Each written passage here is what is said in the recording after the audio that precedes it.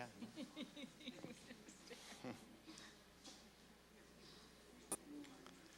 Good evening, everybody, and thanks for coming tonight. This is our Palo Alto, which is a series of really conversations that the city of Palo Alto is engaging in.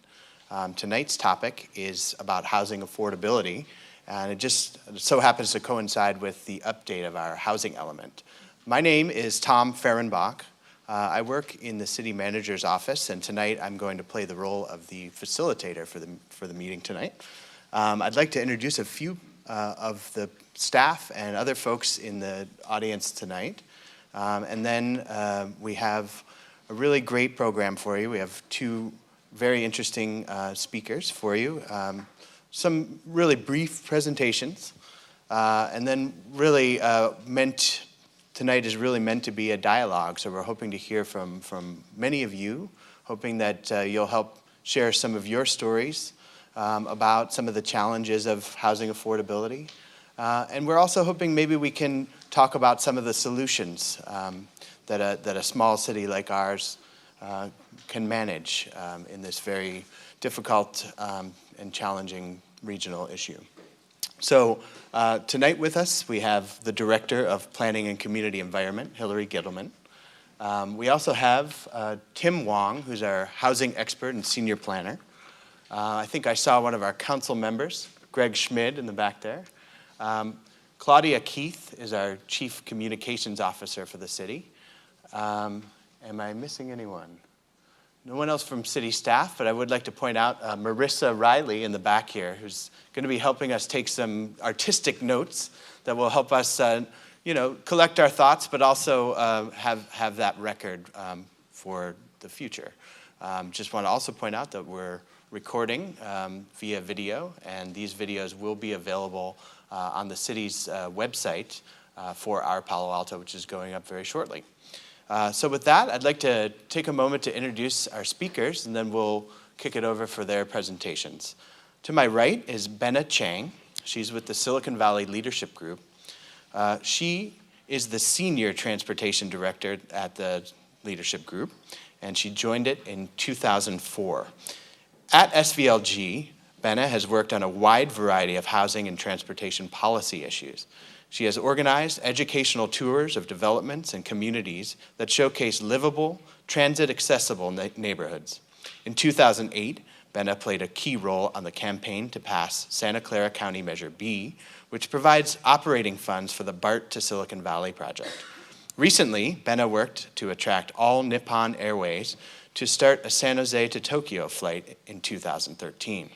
Benna serves on the boards of Neighborhood Housing Services of Silicon Valley and the Housing Authority of Santa Clara County, on the Citizens Advisory Commission of the Valley Transportation Authority, and on the Policy Advisory Council at the Metropolitan Transportation Commission.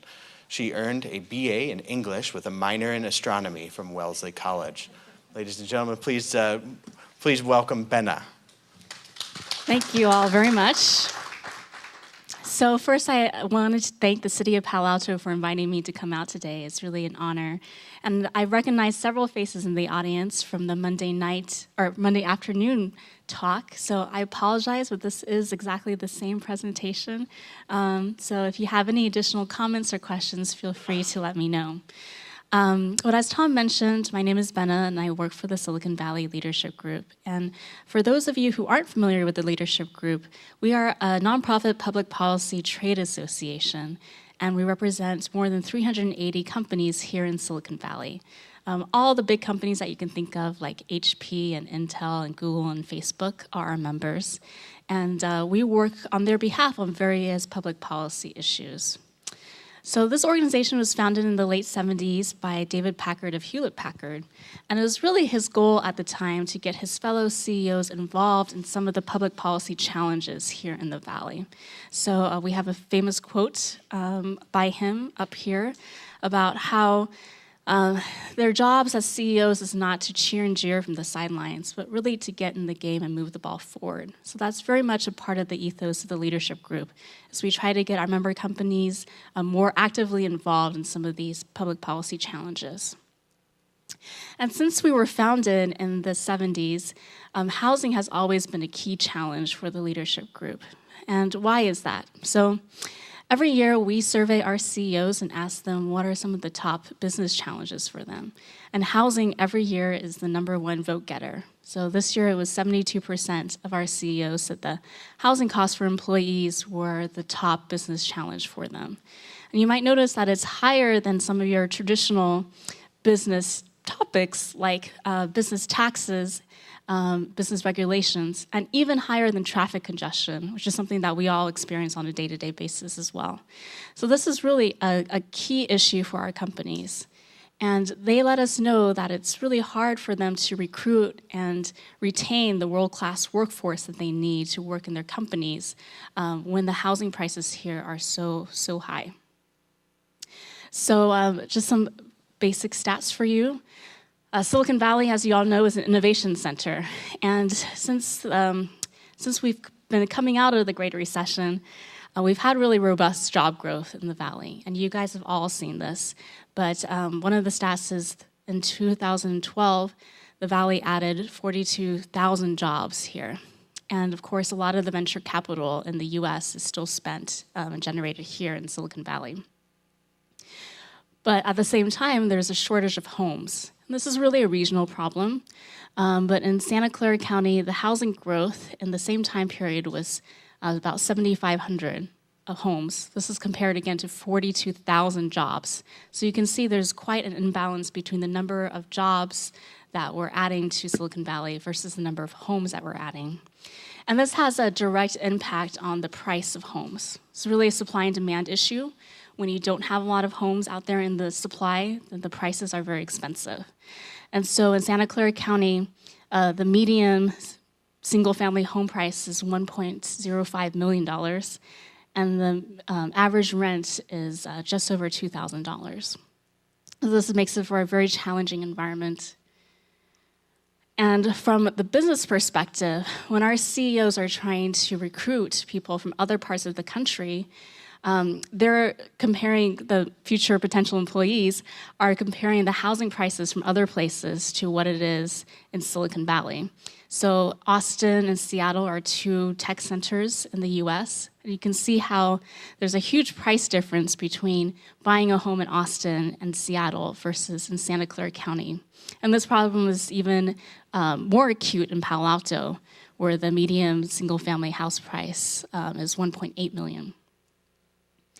And to drill down a little bit more on Palo Alto specifically, as I mentioned, the median sales price in Palo Alto is 1.8, and the approximate annual income necessary to purchase this median price home is $375,000 a year. And this is compared to the median family income of Palo Alto, Tim will correct me if I'm wrong, of $164,000. So you see there's even a gap there. So if the median family income is $164,000, what kind of housing price does that actually translate into to make it affordable? And that housing price is about $656,000 to $710,000. And I should just pause for a second, just define affordable housing. Generally, we define affordable housing by saying it's a family would spend no more than 30% of their income on housing. That would be affordable. But very obviously, lots of people spend much greater than a third of their income on housing. Another slide to talk about what this actually means for the community. In Palo Alto, there's a variety of different kinds of people who work here. So there are folks that range from software developers to nurses, to teachers, to the people who bag our groceries at Safeway. And this chart shows their average salaries compared to what might be affordable for them for housing. And you can see that for most of these categories, they don't make enough money to even qualify for an average rent in the city of Palo Alto. And absolutely, home ownership is far out of reach. And so this has some broader societal impacts on Palo Alto. where the people who work here and really make this community function are finding it very hard to actually afford to live here. So the leadership group has done many things in this realm. One of our policy issues is we advocate for more homes to kind of address the supply and demand imbalance. But there's also things that we've done on the demand side. And so back in the early 2000s, the leadership group helped found the Housing Trust of Silicon Valley. And this is a true public-private partnership where the public sector and private sector both donate money into the Housing Trust. And over the years, we've collected $76 million. And this has great leverage. Leverage is $1.8 billion and creates almost 10,000 housing opportunities here in Silicon Valley. And we focus the programs on three main buckets. So there's first-time homebuyer loans, there's multifamily loans, so loans to developers to build affordable housing. And at the very bottom, sorry it's a little bit dark, but here's an example in the city of Palo Alto, the Treehouse Apartments, where the Housing Trust was a partner in that and helped fund the development. And then there is a new program for the Housing Trust, which is the Finally Home program, which is down payment assistance, rental assistance for the recently homeless so that they can move into permanent housing. So that obviously is not enough. $76 million, while it sounds like a lot, is not that much when you look at how expensive the homes are. And so this is why these kinds of conversations are really crucial here. We need all of you guys to be involved in this issue and to help kind of increase the supply of homes and affordable homes in the community. And so I'm really glad that you are all here to talk about, what are some of the housing needs that you see out there, and then also to maybe more importantly, to focus on the solutions. So what do you think are the best solutions out there? And then finally, just to close, I can't not do a quick plug. We hope this isn't the last time you come to one of these meetings, and we hope that you come back and learn more. And the leadership group is actually putting on an affordable housing tour on Saturday, May 17th, that will feature El Camino Real, which is right here. Well, we're taking folks to look at various affordable housing developments along El Camino Real so that you can get to see what they look like, get to meet some of the people, and hear some of the stories about that. So if you're interested in that, please let me know. I'm happy to provide you with more information. And with that, here's my contact information. Thank you. Great. Thank you, Benna. Also with us tonight, if you want to handle we have Laura Stetson, who is a principal with MIG Consulting. In her 26 years of professional experience, Laura has served as project manager on general plans, zoning codes, specific plans, and special planning studies for diverse cities throughout California. In this capacity, she has worked with advisory committees, commissions, and councils to develop long-range goals, policies, and programs, and to craft the regulatory tools to implement those programs. She has conducted background research for planning, written plan elements, coordinated preparation of plans, and related environmental documentation, and presented recommendations to decision-making bodies. She also directs preparation of CEQA documents, which is the California Environmental Quality Act, either as part of a planning programs or to address development projects. Laura is a member of the California Planning Roundtable. She holds degrees from Stanford University in environmental science and has completed graduate work in public administration at American University. Please welcome Laura. Thank you. Thank you, Tom. And thank you for inviting us to be here to discuss with you. It's nice to come back to Palo Alto, and you would like to think that the solution to the housing issues is just like we did in college. You have 5 or 6 or 7 or 8 or 9 or 10 or 12 people all living in the same house, but that really doesn't work when you're trying to raise a family. It works for when you're 18 to 22 years old or just starting graduate school. So the housing issues in Palo Alto and throughout the Bay Area are real, and I think you all feel it deeply, and that's why you're here this evening to discuss this. And so what I'd like to do is to talk about the initiative that the city has going on currently as part of its comprehensive planning program to address housing in a very comprehensive manner over the next 8 years. This is something that cities are required to do throughout California to prepare a housing plan that looks at what the city's housing needs are, not just for housing production, new housing, but for preserving neighborhoods, for ensuring that everybody has equal access to housing, no matter what your ethnicity is, your income levels, anything, that everybody needs to have fair housing opportunities just as much as the next person. And so that's what the housing element is about. As I said, it's part of a comprehensive plan that every city has. It dates back to the requirement that was put into place in 1969, where the legislature very clearly stated why it's important to make sure that everybody has equal access to housing, and to make sure that every city and county is facilitating the production of new housing to meet identified housing needs for all economic segments of a community. This is the only part of the comprehensive plan that does require state overview in terms of certification. And I apologize, I'm going to use a couple of acronyms. The first is the State Department of Housing and Community Development, or HCD. That's the state agency that oversees each community's housing element. And you are required to show that your element and the city's housing policy complies with state law. You need to have your housing element certified. And what certification does for you is it ensures that the city is in good standing with regard to trying to meet its obligation to address housing needs in a community. And if you are certified, it ensures that your element is good for a period of 8 years. It also protects the city from lawsuits that's saying the city isn't doing enough to meet the housing needs of a community. It makes sure that 8 years from now, you don't have additional housing burden because you haven't met a previous burden. So by having a certified element, it shows that the city's continuing to move forward with meeting housing needs for the region.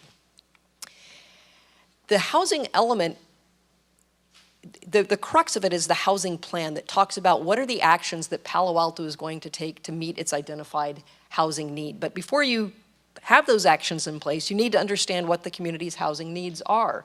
And so and I'm going to go into this in just a little bit about how those housing needs are defined, but the needs are both production needs that reflect market trends, that respond to the needs of special groups like the homeless, single-headed households or female-headed households, the disabled, be they physically or developmentally disabled, so there are special needs as well, not just new housing production for all economic segments of the community. You also are required to look at what their constraints are to the production of housing, be it the fact that Palo Alto is a built-out community and there isn't just much vacant land other than the hillsides, which are protected in a different way from development, but given those constraints, how does the city address those? What are the market constraints? Benno went very clearly through the fact that market constraints are that it's darn difficult to buy a house here because of the cost of housing. But are there environmental or governmental constraints? Is it too difficult to produce new housing because it takes so long to go through a process, and to developers, time is money. And if it takes extra time to get a housing project approved, that is clearly reflected in the cost of housing, be it rental housing or ownership housing. And also, cities are required as part of the housing element to show what progress it's made. It's not just about making promises for the next 8 years, but showing how you've fulfilled the promises that have been made 8 years prior. So there's a lot of analysis that needs to go into the housing element. But what it really focuses primarily on is housing production. And this all begins at a very high level at the state. The state does projections for the next 8 to 10 years on what growth is going to be in California. And that growth is divvied up among all of the regions of the state. In this case, it's the Association of Bay Area Governments, or the Bay Area region. There is a target number of the housing production that the Bay Area needs to provide for over the next 8 years. And in this case, it's about 188,000 units. That's a lot of units. And it is divided up among the various counties, and from there, it's divided down to each jurisdiction. So for Palo Alto, or actually for all of Santa Clara County, it's about 59,000 units, which is 31%, roughly 31% of the entire Bay Area. For Palo Alto, it's close to 2,000 units over the 8-year period, which represents about 3.4% of the growth in the county, or the projected housing growth for the county, or 1.5% of the entire Bay Area. So how does that compare to your neighbors? Correlates roughly based on population, not entirely, but there are other things that go into the formula of what Palo Alto's obligation is. When the county and the Association of Bay Area Governments, or ABAG, is looking at how to allocate growth, it looks at availability of land, vacancy rates, but other factors as well. Job growth. If an area has been indicated as having significant job growth, it's important to pace housing growth with that as well to meet the needs of people who are going to be working in that community. Also the fact that as part of a One Bay Area plan that was done for the region, there are priority development areas that are designated based on access to transit and services and availability of infrastructure. So it makes the most sense to put housing where there is transit and jobs growth. So there are a lot of things that go into this allocation of housing for a community. The allocation of housing is not just a number. It's also divided up among income ranges. So as this chart shows, those 1,988 units need to be divided among various income categories, from very low income to above moderate income. And those income categories are based on something called the Area Median Income, or AMI. That for Santa Clara County, that's $105,500. That is, believe it or not, the area median income for the area. And so based on that number, that's how you define what's a very low income to an above moderate income household based on the math that you see there on the screen. I'm from Southern California and from the Pasadena area, and our numbers aren't anywhere near what you see here. It's an area that certainly has its own housing concerns, but it's nothing like the income levels and the cost of housing that you see in the Bay Area. Benna mentioned the fact that the definition of affordable housing is based on what a household pays. So under HUD federal guidelines, affordable housing is that which is about 30% of your income. If you're paying more than that for your housing, you're overpaying for housing, and it's not considered affordable. So for the low income category, that's for a 4-person household. In order to meet that definition of not overpaying for housing, that household's making about $84,000 a year at low income, and that's a pretty high low income any way you slice it. Laura, can I just ask, is that gross or adjusted income? Now that's a good question, Jill, that I don't have the answer for, but we'll write that down and get back to you on that. So a lot of numbers to go through, but what I want to focus in on is the number 1,988, which is the projected need in Palo Alto for this next 8-year period that actually covers from 2015 to plus 8 years to 2023. In order to identify areas where new housing can be constructed over that period of time, you look at Palo Alto and you say, this is a pretty built out community. Where the heck can we put that? That's what we're here to talk to you about tonight. Where are the appropriate locations for housing over the long term? The city has went through this exercise recently for the housing elements adopted on a periodic basis. Palo Alto was a little bit behind last time and just got their housing element adopted about a year and a half ago. But as part of that process, the city did identify 6 areas where housing could be focused in Palo Alto, from the University Avenue area to the Stanford Research Park area. And you look at those and you think, again, where would you put housing in those areas? Any new housing would occur on sites that are considered underutilized, meaning they're not built to their full potential, or they're vacant. There aren't that many vacant properties, and so the focus would be on properties where you might have seas of parking and buildings that only take up a small portion of the lot, but there is potential to do new forms of development, mixed-use housing, or housing that has parking structures or underground parking. And you've seen that probably a lot in the last 10 to 12 years, that there are new forms of housing that are occurring in the community to meet the needs. And we're, in fact, for those of you who are sitting looking out the way I'm looking right now, the Elks actually helped fund this is secondhand information that I heard, but helped fund the construction of this beautiful new facility by selling property that they owned for a new type of housing development, small lot, single family that you see here. So there are a lot of creative ways to do housing in a built-out community. And so the city did identify sites to accommodate housing as part of the last housing element. So part of this housing element update, you get to reuse those sites because a lot of them are still available.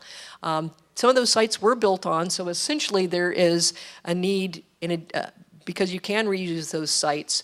Because of development that has occurred, the city has to find sites for roughly 369 units, assuming that we're going to reuse the sites that we did before. Again, that's what we wanted to talk to you about this evening, and that's what the housing element update is going to be about.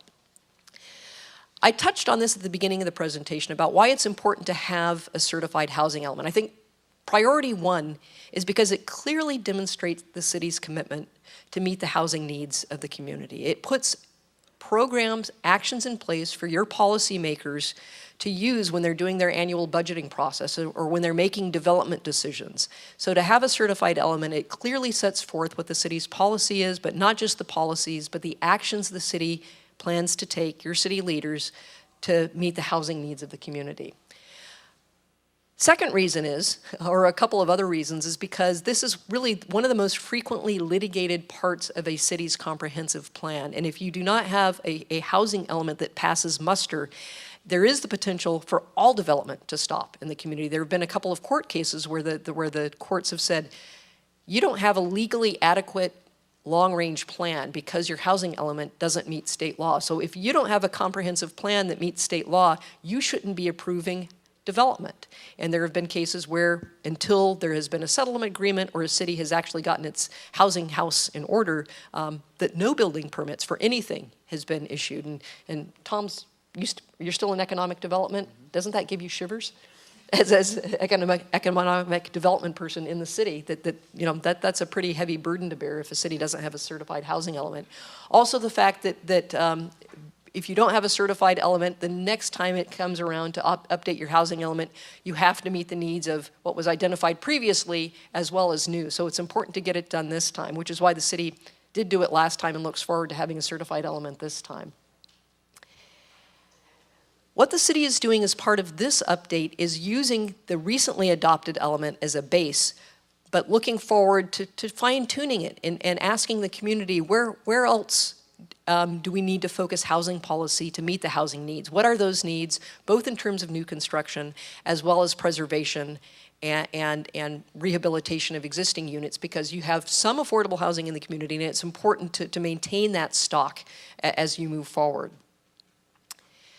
I'm not going to dwell too much on what the housing element consists of. It's largely a broad vision, which you can see and read here on the screen, and overarching goals to preserve neighborhood character and ensure that housing is at what we've called these priority development areas, that there's fair housing opportunities, and that any new housing does not impact the environment. And I think in particular, people are concerned that new housing could produce traffic unless you're putting housing at places where people can more easily walk to or take transit to their places of business, to shopping, to schools, etc. The city has done a lot of background research to get to the housing element. We're at the point now where we've said we do want to ask questions with the goal towards creating an element for people to review this summer. And the end goal is to get to the Planning Commission and City Council for housing element adoption by this fall, way ahead of the January deadline. Palo looks to be better than its neighbors and do things ahead of schedule, so that's the plan. If you have questions about the housing element, Tim, who is waving his hand back over here, is the point man for all of this. His contact information is on the screen. We are working very closely with Tim to get the housing element to where it needs to be, and so we look forward to your comments this evening. I'm going to turn the microphone either back to Tom or over to Hillary to turn the meeting over to you, because we want to hear you this evening. Great. Thank you so much, Laura, and thank you, Benna, for your great presentations. Again, we're really hoping to start a dialogue with all of you tonight. And I believe Hillary is going to, she has a microphone, so if anyone has a question or a comment, see we already have one over here. really maybe start about talking about some of the challenges. If you're willing to share your personal story, I think it would be very useful for folks to hear that. Please. Thank you. My name is Maria, and I was born here in Palo Alto. I went to Crescent Park Elementary School, Jordan Junior High, and Pali High School. And my landlord recently raised my rent, and I don't think I can stay here in Palo Alto.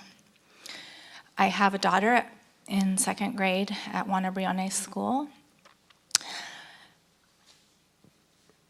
I walked my cat down University Avenue in the May Day Parade.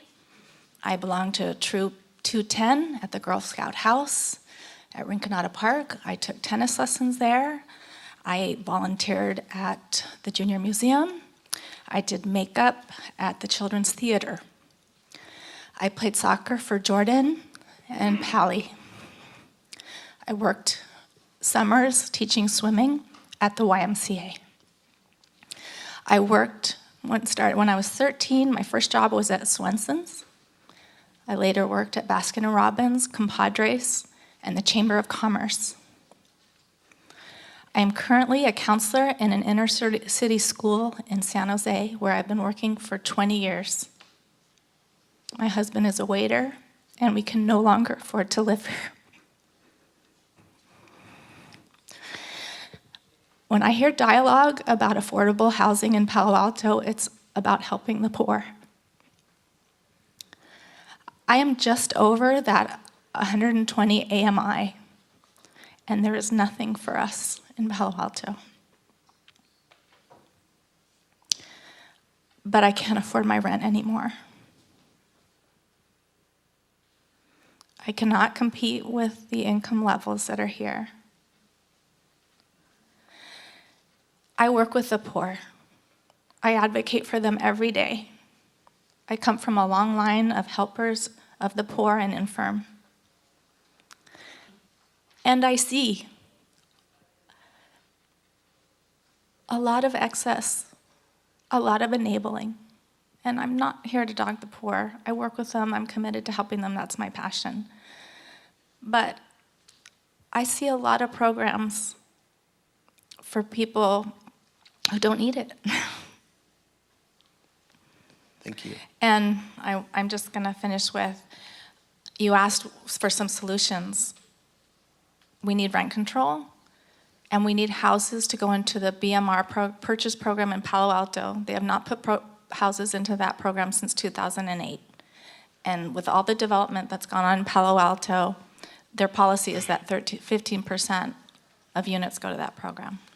Thank you so much for sharing your story. Yeah, thank you very much. We talked about this the other day, that one of our significant challenges is at the moderate income level, because we do have some subsidies for below moderate income, but the moderate level, we don't have subsidies for that. Hi, everyone. My name's Jill. I'm a very long-time resident of Palo Alto, not as long as Maria, but it's my adopted hometown. And I live right across the street in the Palo Alto Redwoods. One thing that has been kind of frustrating for me in all of this dialogue around affordable housing is the widespread resistance to condominium complexes and other forms of high-density housing. My building across the street is beautiful. It's an award-winning condominium complex. I think there are 117 units. One of my neighbors is here. We have a pool, a sauna. I mean, we have redwoods growing. We have birds singing. And it really frustrates me to hear snobby Palo Alto people talk about stack and pack and all these horrible low-income people that are going to move in. That would be me and some of my neighbors. I mean, we're not horrible people, and our building is gorgeous. And we're right on El Camino, and you would never know it because it's so well designed with a sound wall that you feel like you're living in a park. So I see other successful higher density units around the city, like the Treehouse. And I'm wondering, can we get some best practices figured out for why some of these units work really well? And then see if we can replicate some of these success stories and do some outreach to the public to educate them around how successful some high density or higher density buildings can really be. Because this obstinate resistance is just going to stagnate the community, and no one is going to be able to afford to move here. We're going to end up with a very large population of seniors, which, is fine, except that we've always been a family type of town, and I know people want their grandchildren and other families to be able to move in. So I think we need to get over some of that resistance, and I just wanted to comment that I think we do have some success stories that people just don't know about. Thank you, Jill. Yeah, sure. Benno wants to respond. I really appreciate the past two comments. I think you're right on the mark. It is very challenging, and that's the point of the presentation too, is that it's not just the lowest of the low, but it's impacting all of us, and these are very essential members of our community. To your point about best practices, absolutely, that's definitely something that needs to get out more. The affordable housing tour that I mentioned earlier addresses some of that. It is about subsidized affordable housing for that tour, but all of it is higher density, so it's more compact, the apartment complexes, and you can go and see what they've done design-wise to mitigate some of that. So there's things like scaling down of development. So if you have a single-family development next to an apartment complex, making sure that there's not, 1 story versus 4 stories, but 1 story versus 2 stories, and then it goes up and up as it gets closer to the middle or closer to commercial. So those things, I think, really make a big difference in how different communities, different developments fit into the neighborhood. So I encourage you to come to that, tell all your friends. We also typically do a tour in the fall that is not just affordable housing, but also market rate homes that are near transit, and we talk about some of the same themes. Great, thank you. Phyllis.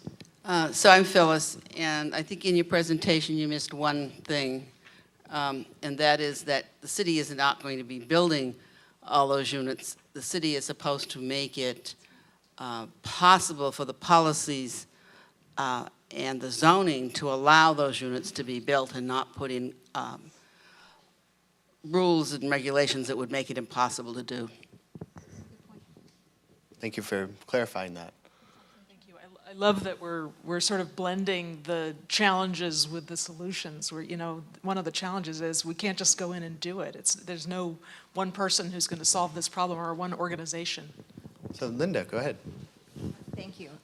So I came actually to talk about the lowest of the low. People who make very little money here in the city of Palo Alto, but are in some of our schools, might be homeless. And I have continued to be extremely frustrated in trying to find them housing here. So I guess I'm talking a little bit about not new housing, but I'm talking about the housing that exists in the system that exists that I find very, very difficult to navigate and try to help them navigate.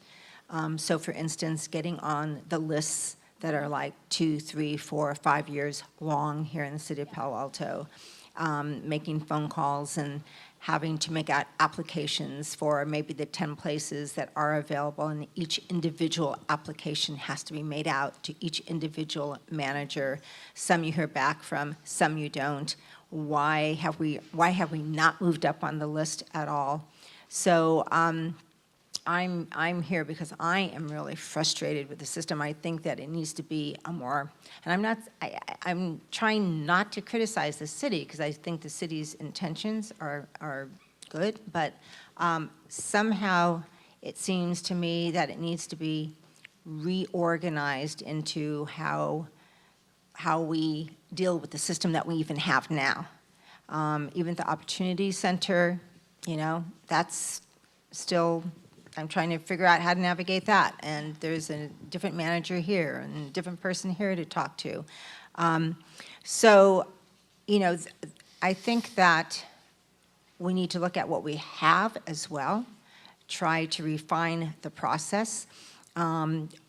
Should we have so many of those places designated for people who have special needs or children who have special needs and come from single parent homes who are trying to do their best because maybe the school district that they're in is really providing what their particular child has and has things to help accommodate them in a better way.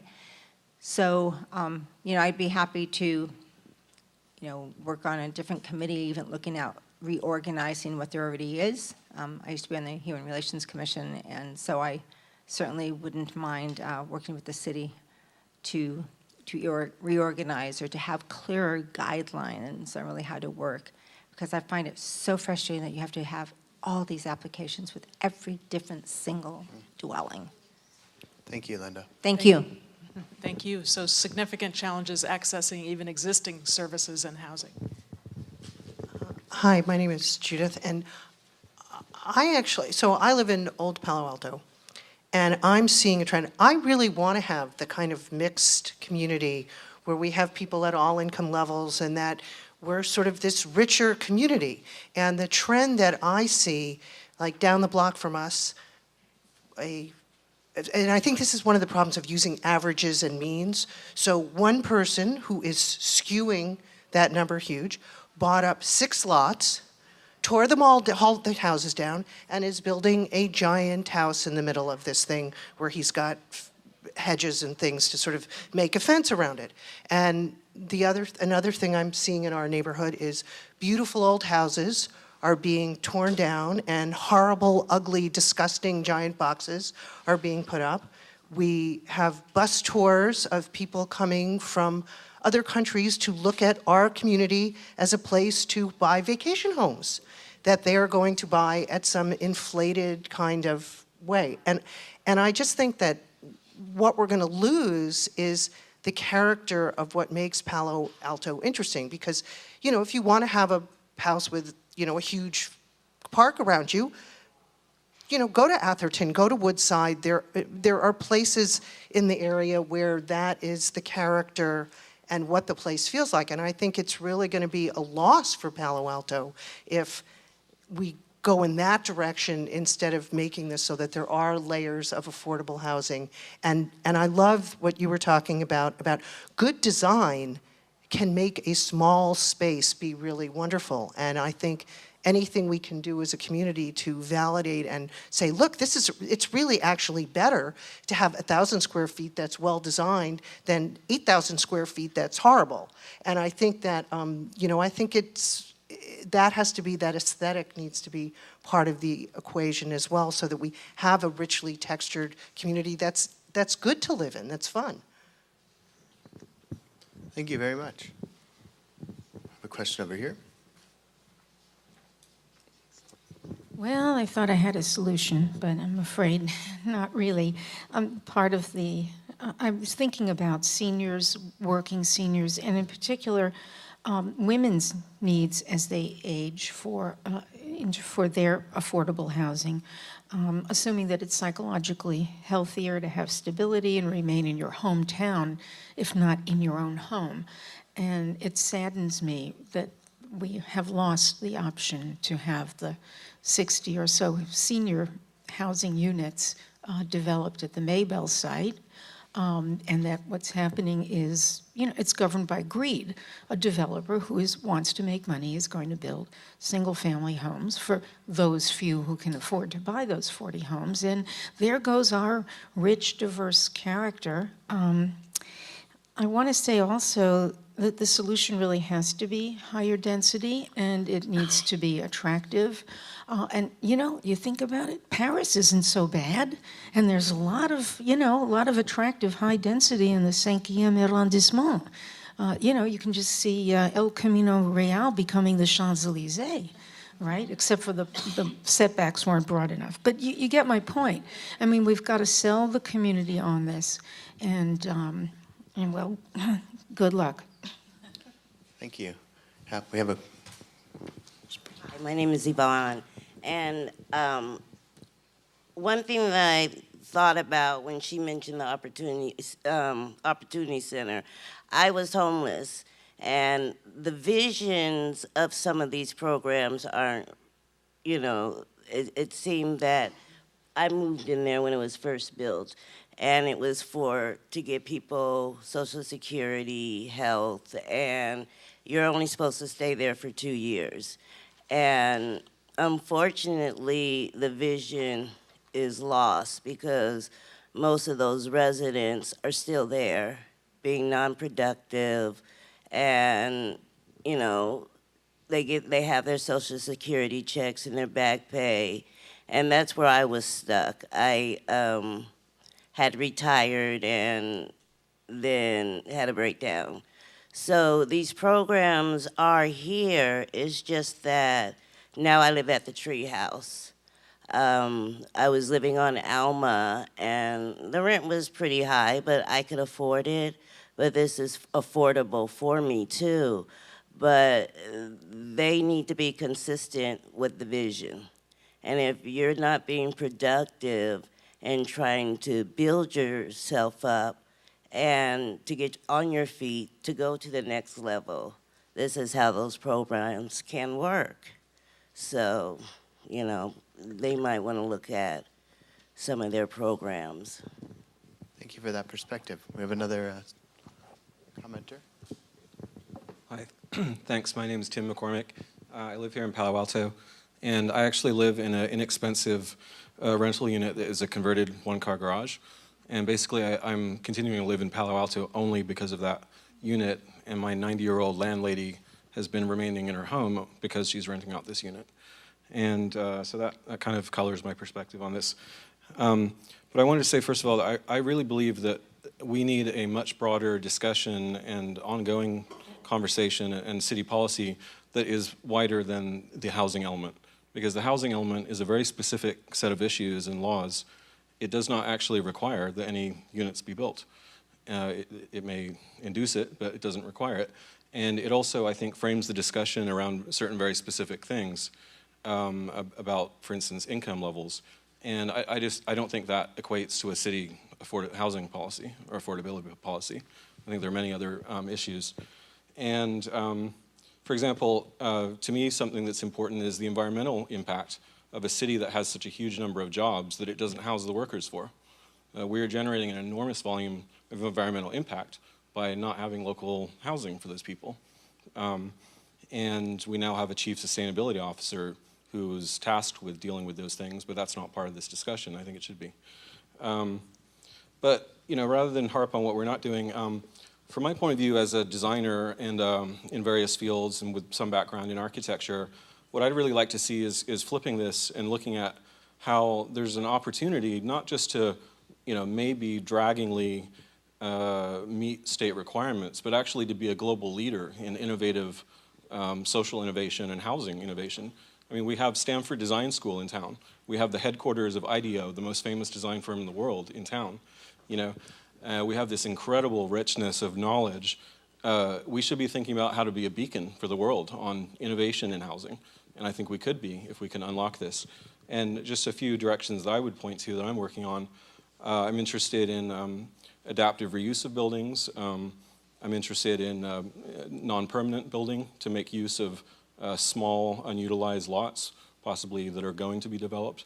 And I think that we should be going way beyond just gradually meeting a state requirement. You know, we should be showing the rest of the country and the world what could be done in a rich and socially responsible community. Thanks. Thanks, Tim. Thanks so much. Move over to the other side of the room here. Hi, my name is Marianne, and I'm actually born and raised in Palo Alto, too. I've lived here 56 years, and I'm also a preschool teacher, and taking care of the most important thing in the world is your children, and I've been doing it for 33 years at a Palo Alto preschool. My roommate and I actually worked together at the same preschool, and we actually just got a 60-day notice. We're on the last month of a no-cause, find a new place to live. They won't give us a reason. They said it's because they want to fix up the place and raise the rent. Now, we've lived at Midtown Court Apartments for 5 years, and we've never asked them to come in and fix up the apartment. I've written them letters and said, could we please stay? Don't raise the rent, don't fix it up, or at least give us a 6-month extension. And the trouble is, it's a big corporation, and they haven't gotten back to us. So now we're scared. We're going to be homeless. I have a 30-year-old daughter that just got a job at Grocery Outlet. We've tried to get on those programs, but like you said, it's a 4 or 5 year wait. I suffer from congestive heart failure due to the fact that I had cancer. So all these things are just really hurting me and killing me. And it's like, we have 30 days and we don't know where we're going to go. And we've tried to find apartments in Palo Alto. And it's like, we even tried one in Sunnyvale the other day, and we would have to have $5,000 to put down to start out with. And we don't want to go too far because we all work in Palo Alto. Our jobs are in Palo Alto. And as you know, preschool teachers are not paid that much money to travel the long distances and take the trains. And like, I could not move to San Jose and come to Palo Alto commute because that would go to more, I wouldn't have the money. So I don't know what we're going to do, but if anybody has any solutions, because like I said, we're hoping to hear and get a reprieve for 6 months, but it's a scary thought out there. I lived in Palo Alto. I went to Cubberley, I went to Greendale, I went to Wilbur. My children went to the same school, except then they went to Gunn. We've lived here all our lives, and our family is here, and my friends are here, and everything I love is in Palo Alto, and I don't know what we're going to do, so I have no solutions if somebody does. Thank you so much for the courage to tell that story for us. We have another speaker over here. Hi, my name is Victoria, and I've been living in Palo Alto for 28 years. I'm a single-family homeowner, but I am struggling. I would like to retire. So I want to bring up the idea of accessory dwelling units, ADUs, or granny flats. And I did approach the city, about a year ago, about the idea of, can I have an ADU on my property? Could I make a apartment for myself and then rent out my home so I can retire? And basically the answer is no, because my lot's too small. I have a 5,000 square foot lot. And I've done research on this, and I know that the state of California back in '82 had a mandate that all municipalities in the state have to allow single-family homeowners to erect ADUs on their property. And then a few years after that, they amended it and said, well, okay, all cities can make up their own rules. So for example, if my home, my 5,000 square foot lot and home were in Santa Cruz, no problem. I could do it. In fact, they promote it. This is another college town that has a housing issue, and so they promote, let's help people create housing. So I just want to put that out there. Maybe the city needs to revisit the rules around creating ADUs. I mean, it's not the solution, but it can help some people. So Thank you. That's my 2 cents. Thank you. So we're starting to hear some ideas on the solution side of this. Any more comments on challenges?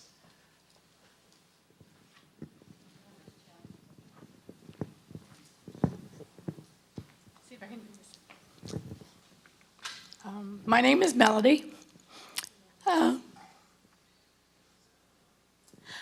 live in the Buena Vista Mobile Home Park. Sorry. We are, there's 115 mobile homes, 425 people. We are trying to save affordable housing. We have a somewhat greedy landlord who has a contract with Prometheus to build studio apartments, high-tech studio apartments for $2,100 in a month and up. We have offered to buy the park from him. He has not returned our request or even to talk to us. We have people, we're a part of Palo Alto. We want to stay that way. Between my rent and my mortgage, I spend $1,100 a month. I work at De Anza College. I take a bus everywhere for different reasons. But Palo Alto is where I and my friends can stay. This is where we can live, be part of society. We have 110 kids in the park who go to the schools. We don't have any dropouts. We have people that have now been accepted to Stanford, to UCLA, to some other schools. When you said about greed and when you said about, if you guys are interested more, we are having a rally May 12th. I have more information. Thank you so much for sharing your personal story. We we've heard a number of sort of themes, and I'm wondering if either of our panelists maybe want to respond to any of the, design or what types of housing we should be building, or the problems with the current programs, any of that. A couple of quick ones. I wanted to focus on the design first because, yes, a lot of times when we're in a community and we're doing community workshops, we like to play a game called Guess the Density because people have misconceptions about what 40 units or 50 units or 60 units per acre is. And we can show pictures of beautiful, well-designed projects that are higher density and start to dispel some of the myths that are associated with that. A lot of times I've been in a community and they say, oh, we don't want apartments in our community, those people live there. And I ask people to raise their hand and say, how many of you have lived in apartments before? And 75% of the audience will raise their hands and you say, are you those people? And they get a little bit embarrassed by it, but I think you need to do reality checks with folks sometime and just help them understand. It's about education. It's about helping everybody in the community understand what the needs are and what types of housing are available to meet the needs of folks, because there are some creative ways of doing that. With regard to the mobile home parks, there are many examples throughout California of cities who have made a commitment to preserve mobile home parks because they recognize the value that those bring in terms of the and thank you for that clarification. There are, depending on the resolve or the policy direction of the community leaders, there are ways to address preservation of not just mobile home parks, but other, the woman over here mentioned the fact that there is housing that is affordable today that may be converted to condominium units or torn down with new units being built. I don't want to put the city on the spot in terms of what the policy direction might be, but I'll just throw out some ideas of what other communities have done. If there is a condominium conversion ordinance in a community, sometimes they make it difficult, not impossible, but difficult to convert from apartments to condominiums by putting in replacement requirements that you can't tear down 10 apartments and build just 5 condominiums, that it has to be a one-to-one replacement, because then you're not losing units, and there's a way to make things more affordable in that regard. So there are different ways to address the loss of current affordable housing through policies and practices that a city can put in place. Thank you. Jill, go ahead. Yeah, thank you. I wanted to comment also that I think that Palo Alto has some unique burdens and perhaps should make some unique policy changes. The reason is, I know we often talk about state regulations and county requirements, but Palo Alto is kind of like an independent city-state in some ways. We're so far north in Santa Clara County and so far removed from San Jose. We kind of have our own thing going on here in the north. And we're an unusually affluent community with an unusually wide disparity between the haves and the have-nots. And I think that means that we as a city maybe need to create some unique policies that govern our community. And some things that concern me, both as a citizen and I'm a member of the Human Relations Commission, are that, one, we're not giving preference to people who have already been here and lived here for a long time. So we're hearing some stories tonight about people who are at the risk of being displaced. I'm seeing a lot of people coming in from other communities and even other countries, and I'm not opposed to that at all. I'm an immigrant from Ohio, and believe me, I'm happy to be here. But at the same time, I'm wondering about giving away some of our limited affordable housing to people who are sort of moving their parents in, whereas other people in the community who've paid taxes and worked here and been productive citizens for a long time are sort of getting pushed out because they don't have family members who can advocate for them or know how to work the system to get them into someplace with the proper certifications.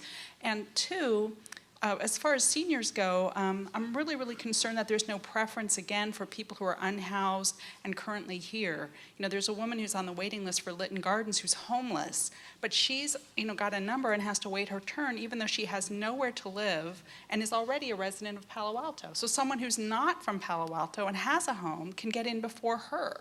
So I think we're not looking sometimes, at the real needs because they're urgent. And, we have some at-risk people here that we've heard from tonight. What are we doing to assess that? Well, once they are homeless, they can show up and get all kinds of services. But why let it get that far? Why not intervene proactively and not let it happen? You know, and that's what we really need to be thinking about is protecting people, providing some kind of safety net, because it's much easier to help people stay in housing and be productive than it is to rescue them once they've ended up on the street. And God forbid that should happen to anyone here. I think that's a segue to trying to brainstorm a little on solutions. I mean, we've heard some significant personal challenges and community challenges in the last 20 to 30 minutes.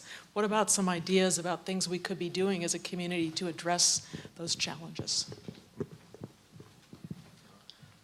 Thank you for that segue.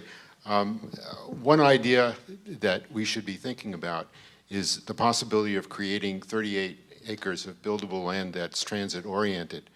And what I'm talking about is if we put the Caltrain right-of-way underground in a tunnel and cover it, that would create a 4-mile stretch at minimum 75 feet wide, and housing could be built on that land.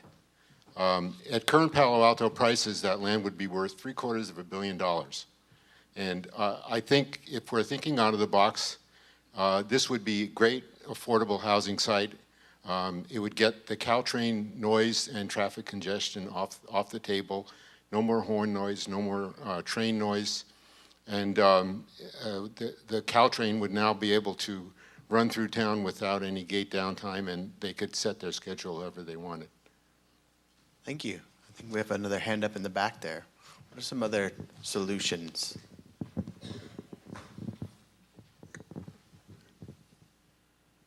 My name is David. I've lived here since 1982, and for 10 years before that, I was in Menlo Park as a graduate student at Stanford. I've been thinking, what are the big principles at work here?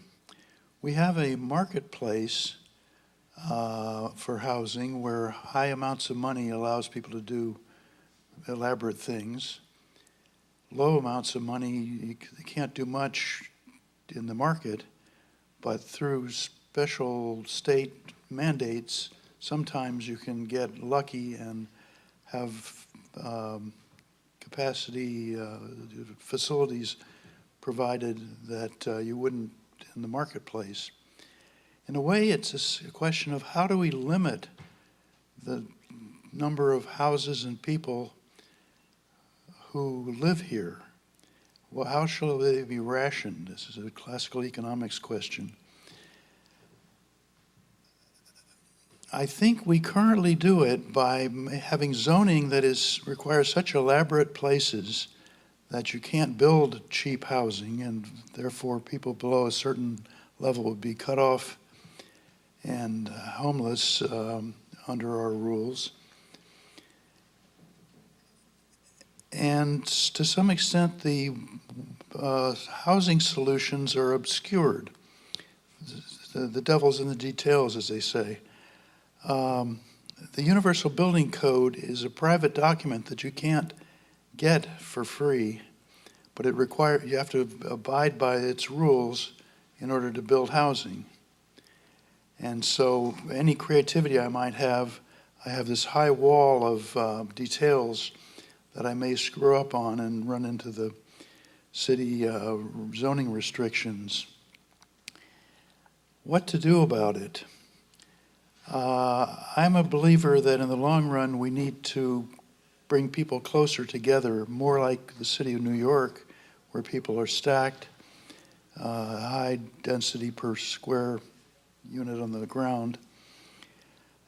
This is both beneficial in terms of making the land stretch farther, making more people able to be near the services.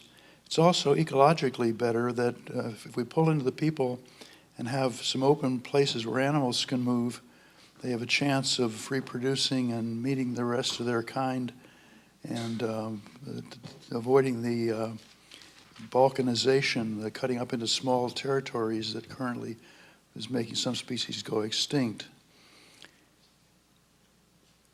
But I think the questions have to be answered and looked at hard. How shall we ration who gets to live here? My name is Abby Rice. I was not born in Palo Alto, but I've been here since I was just shy of 2. I am Mary Ann's roommate. I am a nursery school teacher as well. they have done a study in which most nursery school and preschool teachers get paid below poverty level. And so I count myself amongst under poverty level paid. But I had an idea, which is up in Oregon, there's a corporation called McMinimans, which takes old, rundown, abandoned buildings and converts them into multi-use new buildings or resurfaced buildings. For instance, one was an old junior high and elementary school, which is now half a bed and breakfast and half a restaurant, and has second-run movies run in their multi-purpose rooms. And you can get a burger and a pint of beer and sit in old leather easy chairs and watch a second-run movie.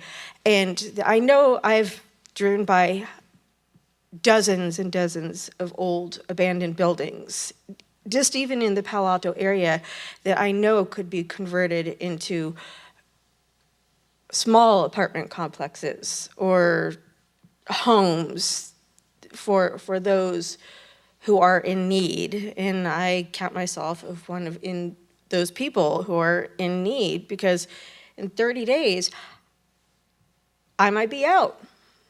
And where am I to go? I have no idea. Thank you. I think we have a gentleman over here. So my name is Jack, and I'm a recent resident in Palo Alto, but have been a longtime fan of this town.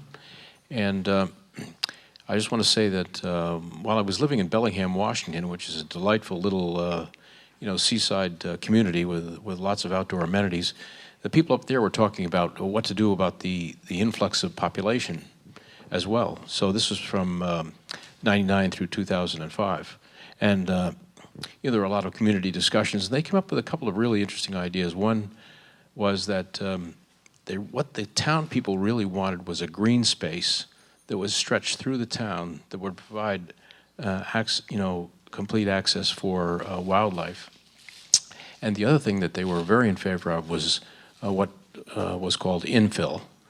And it occurs to me that this is probably what people are going to have to go to because of the simple expansion of population, so in general. And it also occurs to me that, to follow on what this gentleman behind me said, that Palo Alto has a fabulous opportunity to set an example for the world, or certainly for the United States, on what's possible by building extremely high quality apartment units that are, very energy efficient, if not carbon zero. So the emphasis could be on building really high quality units, because personally I don't like to listen to traffic noise and things like that. And so the insulation, the sound insulation and other things like that, and the thermal insulation would be extremely important. And but we could set an example by having extremely high quality housing that is beautifully designed, as well as superbly functioning. And I'd love to see it. Thank you so much. Especially if it was more affordable. Thanks. And Tim, we have another question over here, I think. Here. E.D. Keating. There are a wide range of things I'd like to comment on. I think, just to echo the environmentalists have spoken, I support our keeping the hills green, but I think the flip side of that is we really need to embrace density on El Camino. San Francisco is a beautiful place. It's so desirable. There wouldn't be those tech buses if it wasn't. We can embrace that density. I think maintaining or increasing wide sidewalks where we do add density is a really important thing that San Francisco's done well, that we need to also do here as we add density. The 22 bus on El Camino works beautifully, and the 522, the express, and gets you to Caltrain. So it's just such a good place for putting dense housing, because many people will find that transit works if you put it there. I think many people have asked the question in one way or another of who gets to live here. If we have zoning that encourages affordable housing, that would reflect my values for who gets to live here. Because people who are affluent are finding a way to live here or elsewhere that works for them. It's the lower income people that we need to help more.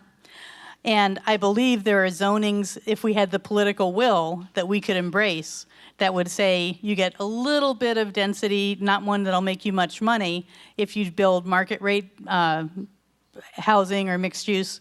But if you add a significant amount, and what would significant be? 30%, 50% of affordable housing into that development, then we'll let you go high up, and then we'll let you be dense, and you'll make more money, and the community will have more affordable housing. East Palo Alto is looking into such a zoning, and I think our city could get, if it's really serious about wanting to support people of many incomes living here, could have alternative zoning that really supports affordable housing. With Buena Vista, I just keep waiting to wake up someday and hear that the city has used eminent domain to acquire that property and to buy that property and then to sell it back to the residents. That's what I'm waiting to hear. I think we need to allow second units on all R1 lots. And I would allow some restrictions on smaller R1 lots. There's a certain footprint that the zoning allows on any R1 lot now. You know, you can build so high and cover so much of the lot and have such and such a setback. But within that, we've all seen the houses that go up that are 2 stories and look pretty large on the lot. If someone wants to redevelop their existing house and convert a second story into a second unit, I think that should be allowed. On some of the small lots, do we want to have the second unit that's backed by the fence? I'm not sure. Maybe we do. I would support it. But if we need a compromise, then allowing a second unit that fits within the single family footprint, I think has no downside. I think every R1 lot should be able to have a second unit if it's attached to the house. We again have a question of who is allowed to live here. And I think, and it really comes down to, do we allow only the rich to live here, or are we going to make places for people of moderate income to live here? If we put a limit on apartment size, then we'll be able to fit in more apartments, and they'll be less desirable, and their prices will be relatively lower. So people who want a really large apartment will have to look somewhere else. I would love to see Palo Alto have a maximum unit size on apartments and condominiums. I have 2 other things I'd like to say that aren't exactly actionable by the housing element at this time. The housing element doesn't ask, how much pressure are you putting by zoning for, it says, how are you zoning for housing? But it doesn't ask, how much job demand have you created by zoning for jobs? And I think the housing element needs to, this is a state question, but I think the housing element needs to ask, how much are you making the problem worse because you've allowed so much potential job growth in your city? The other thing is that I do think we need rent control, but I think, and this is another state question because there's state law called Costa-Hawkins that governs rent control. And the rent control I would see would be different than what we have now. Rent control currently is only allowed on older units. I think it's 1975 and prior, I'm not sure the year. And we need to allow rent control on all units, no matter when they were built. However, when I hear about people in San Francisco where from generation to generation, somehow they've held on to the rent control for 100 years, I think that might be a little bit too much. But I would see allowing a city to require a 15-year lease. And that would have like an annual escalation, but it would be a limited escalation, just like Prop 13 is limited, and that would allow people to know that they can stay in one unit in one city and raise their kids. Thank you. Thank you so much for sharing that. Bill? Yeah, thank you. My name is Bill. I've been here since 18. So there's a lot of good things. What I really wanted to come back to, though, is this housing element content and constraints in particular. So Edie mentioned the jobs housing imbalance, which we are exacerbating by a lot of the jobs, the zoning that's going on here, and that's just going to happen. That's one of the things that makes this a very desirable place. But we need to find ways to mitigate the impact, and the biggest impact, of course, is transportation. And so, Benna, what we really need to work on with the leadership group is how do we bring BART across the Dumbarton Bridge? You know, most of the trips into here are to Stanford, frankly, the hospital, university, and so forth. We need to come in and to tee off on Steve's thing, underground BART along University Avenue, and tie it into Caltrain. That would really go a long way toward mitigations. Now, that's a 10 to 20 year kind of vision, but we need to start embracing and planning for that. So that's really the big picture, and that addresses the environmental part.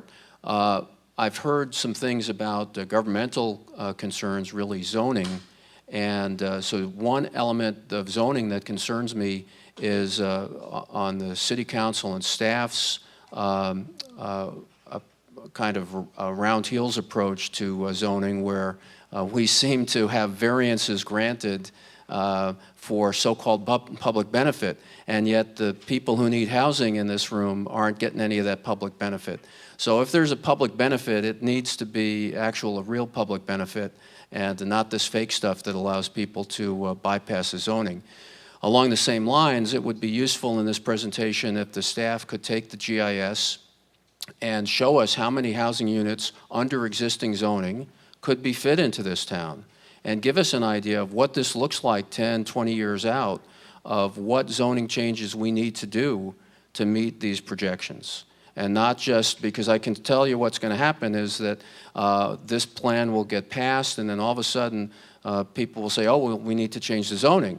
And then there'll be an uproar about the zoning changes. So we need to have that factored into it as well, so that we can sell this thing through. And I think if we knew what the zoning was going to be, and then we passed it, and then we stuck to it and didn't allow variances for these fictitious public benefits, we would maybe have less objection by the citizenry to some of these things. And then the last thing is just the market. This is a tough market. It's always going to be tough. It's desirable for people all over the world to live here, and so housing is going to be expensive. And to fight against that market is really spitting into the wind.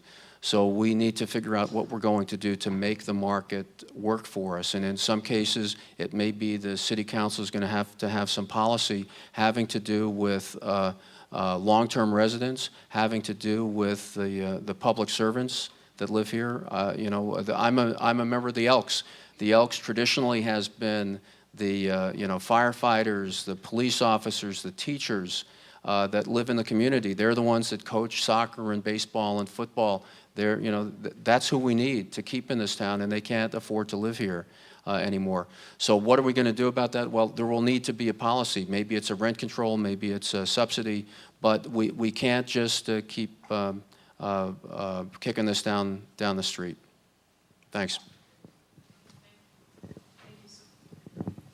Thank you so much for those comments. I want to get to this question about the zoning, because we do have to talk about, if we were going to have more housing and more density, where would it be?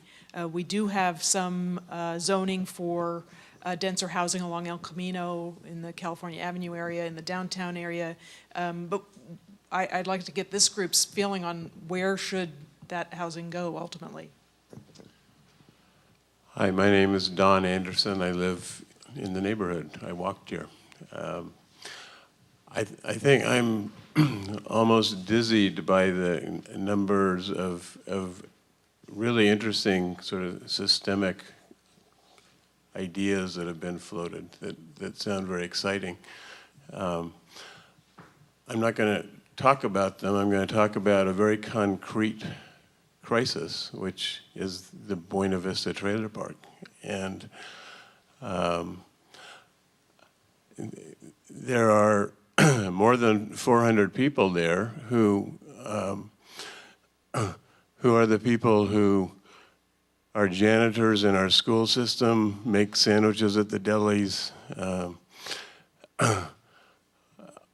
are taxpayers, are very low income. I think in the term of art it would be called extremely low income in almost all cases. And they're here now, and they have a place to live. There is an owner of the property who wants to sell it. It's his property. He should be able to sell it, I guess.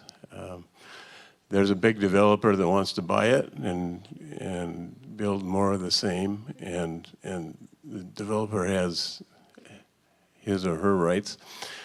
But some of the individuals who have spoken, I feel for, and there's a huge concentration of such individuals in one place right now who are paying affordable rents. The city has been, for the most part, very silent about this.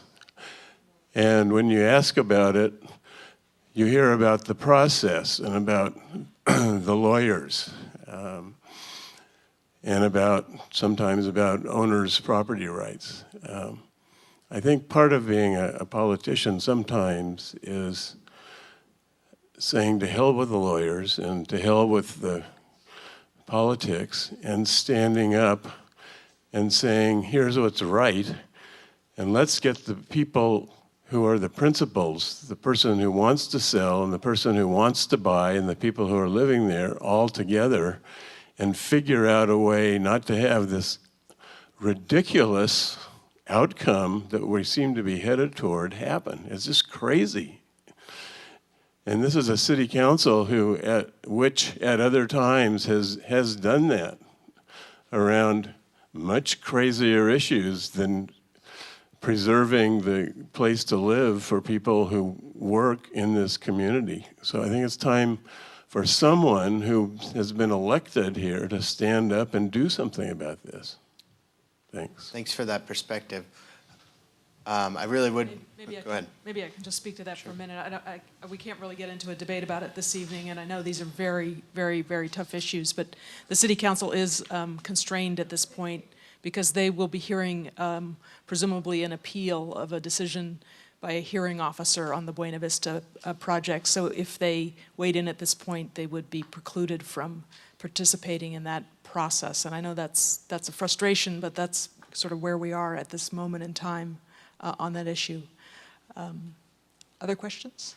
I just have one idea about, maybe we need to use, since we're a capital of social media, maybe we need a social media campaign that lets the city council understand that a broader section of the community really wants to have a certain kind of quality about Palo Alto. And I think the gentleman, with the IDEO suggestion, this is a really creative place. And we talked about it actually when there was, Karen, when there was the hearing about the homeless decision over at Cubberley. It's like, do we really have to be a mean place? Can't we be a creative place where we come up with solutions that really are leading edge and that we really are breaking new ground? I can't believe we have all the raw materials here. We have people who are richer than God. I think we ought to be able to do something that's really cool that other people and get sort of some energy. So you guys, if you want to do it as staff, have some cover that saying, look, these are citizens in Palo Alto who want that to happen. And then it becomes on us to go out and reach out to other people. It's not just on the city council and you guys make it happen, blah, blah, blah. But we have to go to our neighbors and go to our block parties and say, this is really important. Our quality of life here depends on this, so we need to be putting our money where our mouth is and doing something about it. Well, speaking of going to your neighbors, we have a favor to ask you. If you gave us your email this evening, we're going to send you a questionnaire to follow up on tonight's event. Very much like the questions and discussion we're having about some of the challenges we face and then what some solutions might be. If you could take the questionnaire and return it to us, but also pass it on. Pass the link on to people who agree with you and people who don't agree with you. We want to get as many responses as possible. So make sure you leave your email address with us before you leave this evening. Is that going to be bilingual? Ooh, good question. I can pass it out at the park, but 99% of them don't speak English. Okay. we'll talk, Laura will talk about whether we can do that. Great, thanks. Are there any other thoughts about where we should be focusing in town for this, or what some of the other solutions are? We have someone with a mic back there, and we haven't heard from you yet. Yes. I just wanted to mention. Sorry, Jill. We're going to go over. Go ahead. No. You're first. Well, you put in excellent input, really very, very constructive. But I've heard so many real stories just around this circle of people who are living on the edge, scared, and my heart goes out to them. I know the main thrust of this meeting is the mid-income people who are having problem with housing. Maybe they're close to being homeless or not, but this is the main thrust.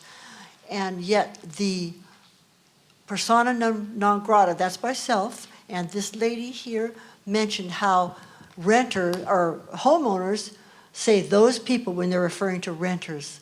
And if that were carried a step further, a step lower, what do they say about those who are unhoused?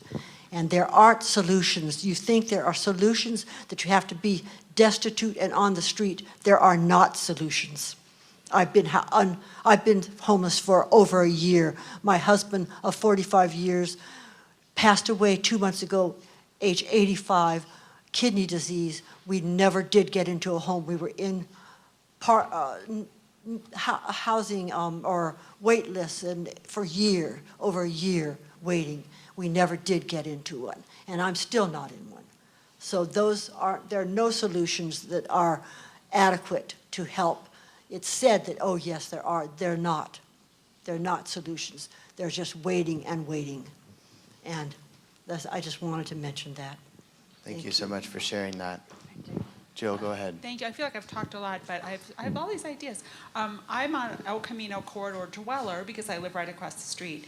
And one thing that frustrates me about South Palo Alto are all the empty storefronts. Compadres has been vacant for, 10 years? The Taco Bell is an eyesore sitting there for years. This goes on and on and on. And it's time for the city to think about implementing some penalties to these owners, because they should not be allowed to turn our city into this blight. And those are properties we could be doing something with. I mean, I can very easily see those becoming areas for higher density housing that might be acceptable to the community. So I don't know if they're getting tax write-offs or how they're okay with these properties sitting vacant for so long, but we need to take some ownership of that and not allow that to continue, because it's making us look very bad, especially on the South Corridor. When Mountain View starts to look like a thriving, bustling community, and we're looking all run down, like there's been tanks have recently rolled through, that's not a good look for Palo Alto. Thanks, Jill. Are there any other thoughts or comments, questions? Tim? Go ahead. Oh, I see you have the microphone. Just a quick add-on, and that is, if we're going to be building multi-use or multi-unit housing, and/or on El Camino, I think there should be a serious emphasis made on making the sidewalks wide and providing planters with trees and flowers and benches to sit on. This is one of the key ideas that came up in Bellingham, because they were very concerned about the appearance, the feel, and the ambiance that would create community, that would foster people creating community for themselves right where they are. Thank you. Fantastic. I'm just really curious, do you talk to Mountain View about what they're doing in Mountain View? And then Menlo Park could really also use this? I mean, like, is there any conversation among the cities to say, look, I like the Champs-Élysées idea, the idea that, I mean, what if it was just, El Camino was just this beautiful thoroughfare all the way up? I mean, do you talk to each other about it? Yeah, maybe the city wants to talk a little bit about the Grand Boulevard Initiative, which is exactly that. That's right. Actually, it's ironic that just this evening we had a planning commission meeting that conflicted with this meeting, and the commission was receiving a presentation on what's called the Grand Boulevard Initiative. It's a regional initiative between the two counties and all the jurisdictions to look at El Camino Real and think about ways that it can be the kind of beautiful place you just talked about. So there are definitely some ideas there and some collaboration there that can continue. Can we find some inspirational way to end this conversation? Excuse me, my name is Guido. I live here in Palo Alto since 8 years. I've lived in St. Louis with my family before and in Fort Lauderdale. And I'm 18 years here in this country. You can hear an accent. I'm originally from Europe. I was born and raised in a country which is probably one of the most densely populated countries in the world. That's the Netherlands, also known as Holland. When I hear about the Champs-Élysées, I immediately think about, of course, Paris, London, Amsterdam. A lot of what's being said here sounds very, very familiar to me. In a country like Holland and other European countries, we have the same people, we have the same populations, we have the same problems. And still people live in beautiful cities where everybody wants to go to or wants to live to, just like Palo Alto. I don't want to see this turn into an Amsterdam. I would immediately flee, I think. But I think if we could look and talk to the people over there, and we have connections with cities in European countries, I think we could learn so much about what they went through over the years, what works, what doesn't work. And I think there's a good need for that as well, to get that input. What they have done works, that could work here as well. Thank you, Guido. Any other thoughts or comments? I have one. The audio guy back here. I'm a resident of Menlo Park, and I am a fifth-generation Californian. My great-great-great-great-grandfather led the Bear Flag Rebellion in 1846. So this is my state, and I'm really concerned about what you've been talking about tonight. It's my feeling, and I haven't heard in the discussion, and maybe you could add this to the discussion, but we have these very large, very successful companies in our back door, Google, Facebook, so on. And it seems to me that they should be part of the solution here, and that we should be, as cities, as municipalities, and as citizens, should be talking to them about this housing issue. There is land, it's been discussed here tonight, and that they should be getting involved in housing at least the thousands of people that they bring into our communities every single day, and that they should bring them closer. Instead of these Bauer buses coming down from San Francisco every day, back and forth, that might be a good first step to take the pressure off of what's going on in our communities. I'm a homeowner. I am going to retire on what my house is worth and how it's appreciated. That's my retirement plan. And I quite honestly, very selfishly for myself and my family, don't want to see that taken away from me or anyone else. But in the same breath, we need to really use our political might, our community might, to get to these large corporations that have a lot of money, and that can look into being part of the solution and not what has been created is a big part of the problem here.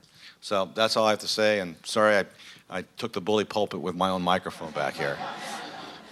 I think you have that right. And just quick response to that.